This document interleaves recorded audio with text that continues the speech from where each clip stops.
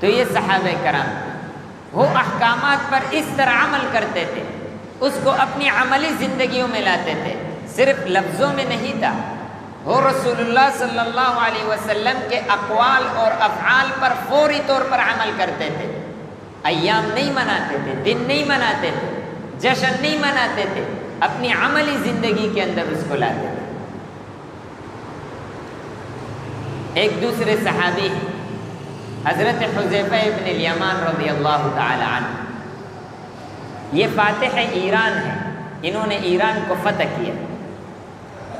جب یہ دربار میں چلے گئے کسریٰ کے پاس تو انہوں نے ان کی میزبانی کی، کھانا ان کے سامنے پیش کیا۔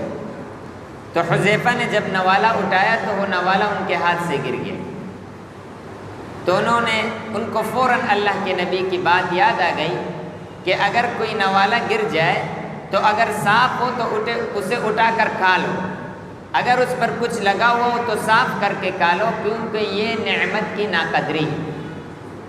تو ان کو یہ بات آئی تو انہوں نے وہ نوالہ اٹھایا، منہ میں ڈالنے ہی لگا تھا کہ کسی نے کونی مار دی ساتھ بیٹے والے۔ کہا حذیفہ کیا کر رہے ہو؟ اس میں آپ کم نظر آؤ گے، ہم کسریٰ کے دربار میں بیٹھے ہوئے، ان کو یہ چیز اچھی نہیں لگتی کہ نوالہ گرنے کے بعد دوبارہ اٹھایا جائے۔ جواب سنے حضرت حذیفہ کا، فرمایا اَأَتْرُكُ سُنَّةَ حَبِيبِي لِهَؤُلَاءِ الْحُمَقَاءِ، کیا میں اپنے حبیب کی سنت ان بیوقوفوں کی وجہ سے چھوڑ دوں؟ نہیں چھوڑوں۔ آج ہم اس طرح سنتوں پر عمل کرتے ہیں، ہر بندہ اپنی گریبان میں جانا، ہمیں تو لوگوں کی پرواہ ہے، لوگ کیا کہیں گے، لوگ میرے بارے میں کیا سوچیں۔ جو لوگوں کی پرواہ کرتا ہے پھر اللہ اس کی بھی پرواہ نہیں کرتا۔ ہمیں اللہ کی پرواہ کرنا چاہیے کہ اللہ کیا کہے گا، اللہ کو کیا جواب دیں گے، لوگ کیا کہیں گے، لوگوں کو کیا جواب دینا ہے، اس طرف توجہ نہیں کرنی۔ جب اس طرح ہم اپنی زندگی کو گزاریں گے تو انشاءاللہ کامیابی ہمارے قدموں کو چومے گی، پھر یہ پریشانیاں نہیں ہوگی، پھر ان عاملوں کے پیچھے بھاگنا نہیں ہوگا، ان مولویوں کے پیچھے تعویذوں کے لیے بھاگنا نہیں ہوگا، دم درود کے لیے بھاگنا نہیں ہوگا۔ اپنے عمل کو درست کرو، سنتوں کے مطابق کرو، میں آپ کو لکھ کر دوں گا، آپ کبھی پریشانیاں نہیں دیں گے۔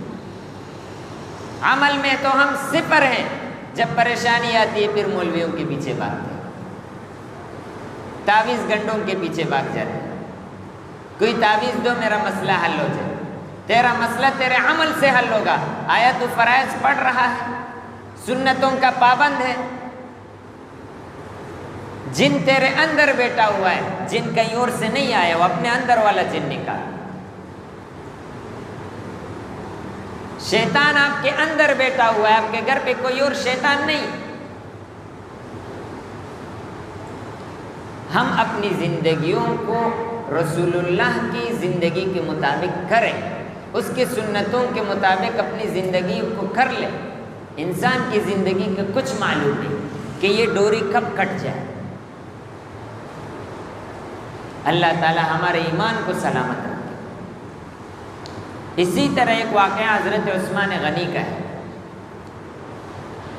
جب صلح حدیبیہ کے موقع پر اللہ کے نبی نے حضرت عثمان کو بھیجا مکہ مکرمہ کہ آپ کافروں سے بات کریں، تو حضرت عثمان وہاں چلے گئے اپنے چچا زاد بھائی کے گھر میں۔ پھر صبح ان کو جانا تھا کافروں سے بات کرنے کے لیے، تو صبح جب جا رہے تھے تو حضرت عثمان نے اپنے پانچوں کو، تہبند کو آدھی پنڈلی تک اٹھایا تھا، چونکہ رسول اللہ صلی اللہ علیہ وسلم بھی اسی طرح کرتے تھے، تو حضرت عثمان اس سنت کو زندہ کر رہے تھے۔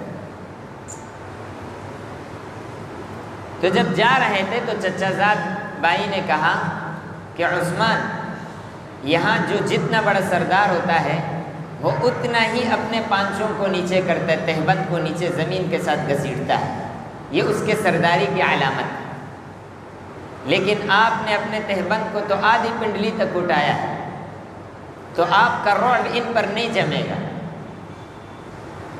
آپ کی بات ان کے سامنے وزنی نہیں ہوگی۔ لہٰذا آپ اپنے تہبند کو نیچے کریں اور زمین کے ساتھ گھسیٹیں۔ حضرت عثمان نے کہا نہیں، ان لوگوں کی خاطر میں اپنے رسول اللہ، اپنے نبی کی سنت کو میں نہیں چھوڑ سکتا۔ یہ تھے حضرت عثمان۔ تو میرے عزیزوں، جن لوگوں کا نام ہم آج لیتے ہیں صحابہ کرام اور بڑے فخر سے ان کا نام لیتے ہیں، انہوں نے تو اللہ کے دین پر، دین اسلام پر اس طرح عمل کیا ہے۔ ہمیں چاہیے کہ ہم بھی اپنی زندگیوں کو اپنی طاقت اور وسعت کے مطابق، اور اسلام کے احکامات کچھ بھی مشکل نہیں، یہ بس شیطان کا وسوسہ ہمارے ذہن میں بیٹھا ہوا ہے کہ پھر نہ جانے کیا ہوگا، اگر یوں ہوا تو یوں ہوگا، اگر یوں ہوا تو یوں ہوگا۔ یہ اگر مگر والے لوگ یہ کبھی کامیاب نہیں ہوگے۔ اللہ کے نبی صلی اللہ علیہ وسلم نے فرمایا کہ اگر تیرے ذہن میں اگر آ گیا، اگر لیکن یہ والی باتیں آ گئی تو سمجھ لو شیطان کا وسوسہ سے سیٹ ہو جائے، کچھ بھی نہیں ہوگا۔ سب کچھ کرنے والی ذات اللہ کی ذات، اس بات کو اپنے دل کے اندر نقش کرو۔ سب کچھ، سارے فوائد اللہ کے ہاتھ میں، سارے نقصانات بھی اللہ کے ہاتھ میں۔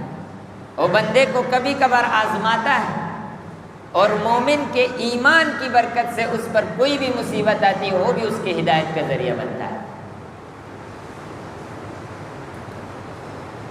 تو اس ربیع الاول کا مہینہ ہمیں یہ پیغام نہیں دیتا کہ ہم اپنے جشن کی تیاری کریں، بلکہ ہمیں یہ پیغام دیتا ہے کہ اس مہینے کے اندر اللہ کے نبی کی ولادت ہوئی ہے، تم اپنے اس نبی کی سنتوں کو اپنی زندگی کے اندر لاؤ، اور اس کے طریقوں کو اپنی زندگی کے اندر لاؤ، اور اس کے اقوال اور افعال کو اپنی زندگیوں کے اندر لاؤ۔ یہ ربیع الاول کا مہینہ ہمیں یہ پیغام دیتا ہے۔